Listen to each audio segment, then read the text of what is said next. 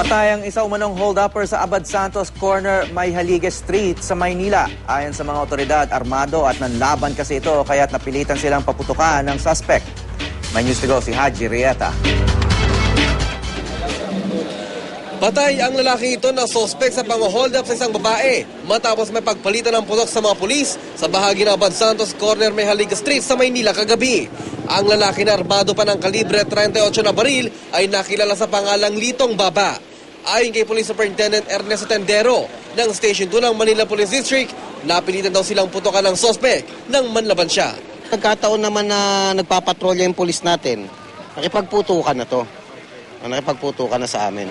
3 tama ng bala sa ulo ang agad na kinamatay ng suspect. Nanginginig naman ang biktimang si Rose Prima ng aming makausap.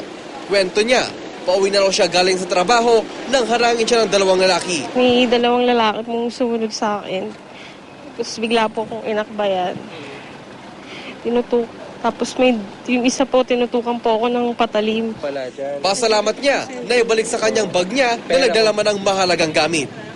Kung mapapansin nyo, halos magkabilaan naman ang pose ng ilaw dito sa kalding ito pero parehong hindi gumagana. Ang resulta, madilim ang lugar. At kapag madilim daw ang lugar, mas nagkakaroon ng lakas na loob ang mga kawatan upang gumawa ng krimen.